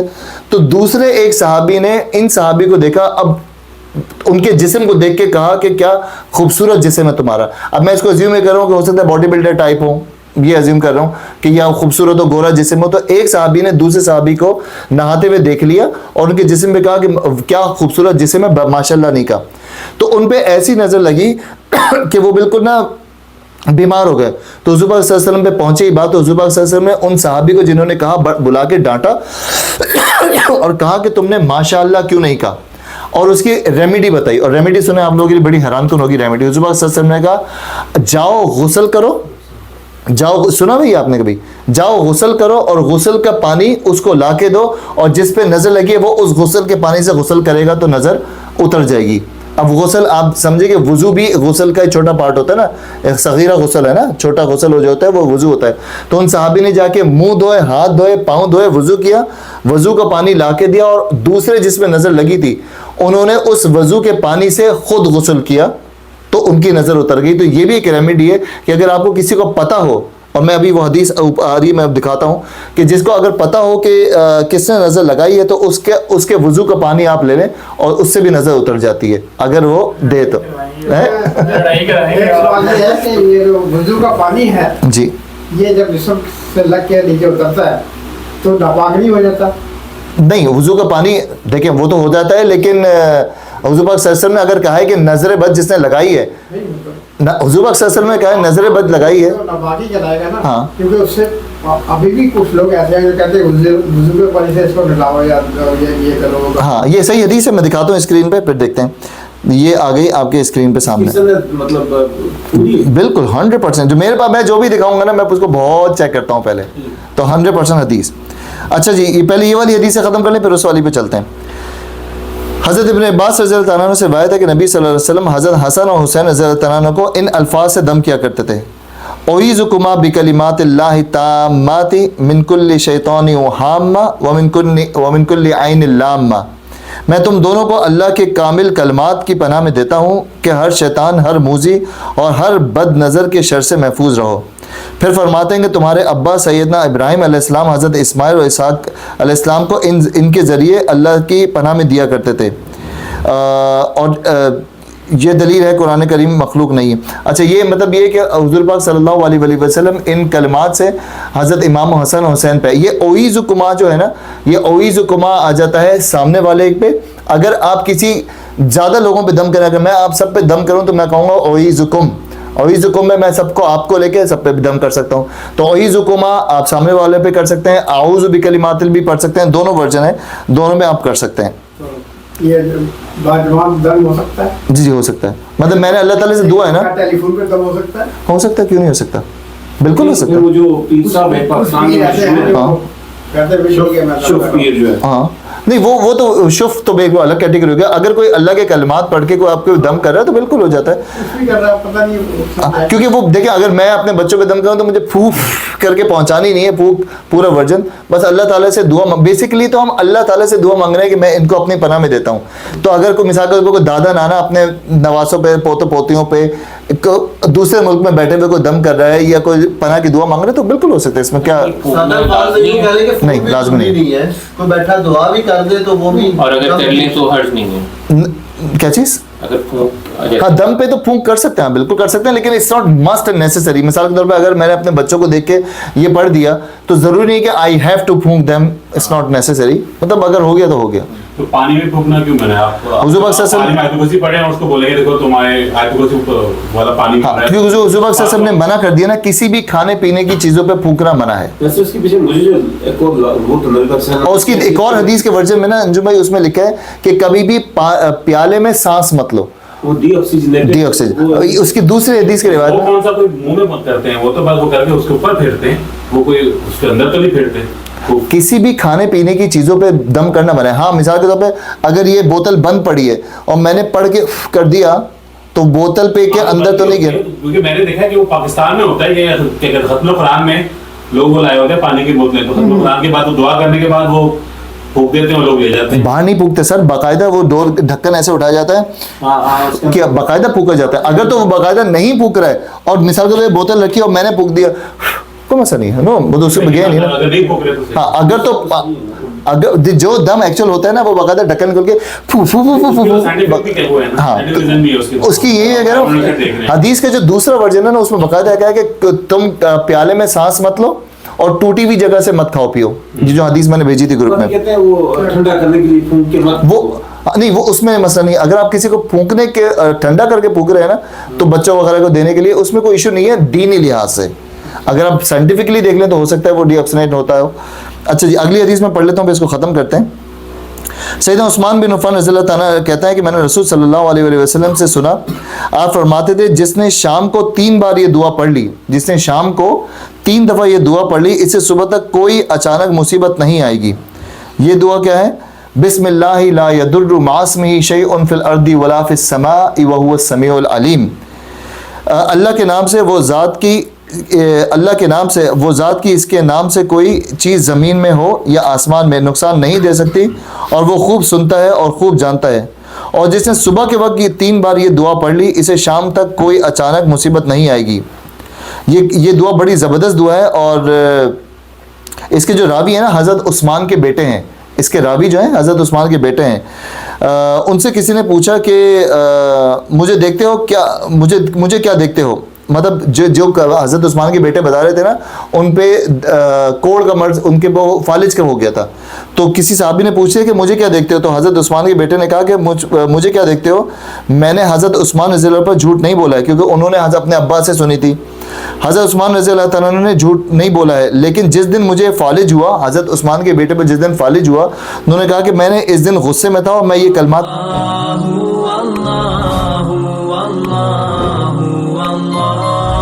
اللہ